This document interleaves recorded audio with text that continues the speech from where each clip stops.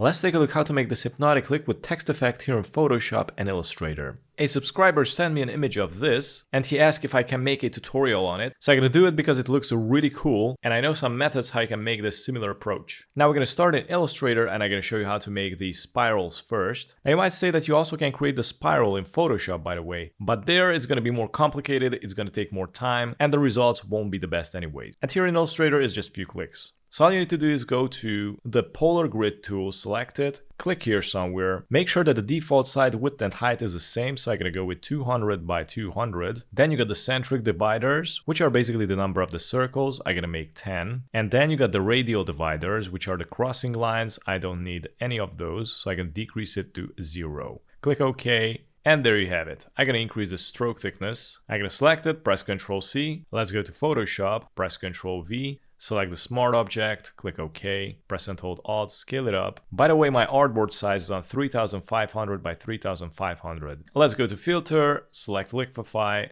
As you can see, the size is nice and high. The pressure is also needs to be pretty high.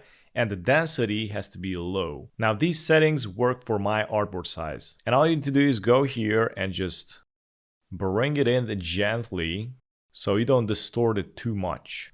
I'm gonna do it once more. This is pretty nice.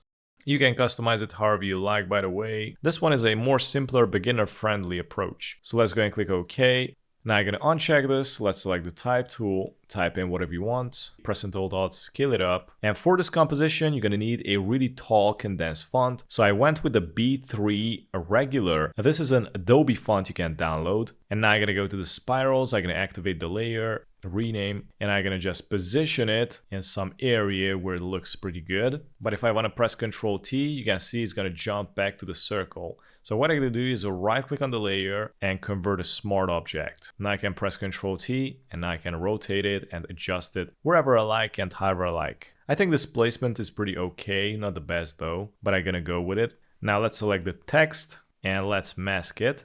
Now let's go and select the brush tool, make sure that you're on the black.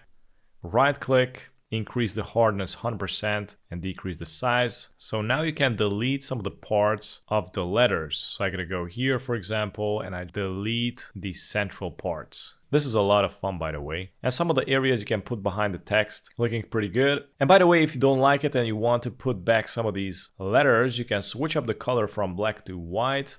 And you can go back to some of these areas and color them back. And there you go. And this is how you make this a liquid spiral text effect here on Photoshop. Thanks for watching.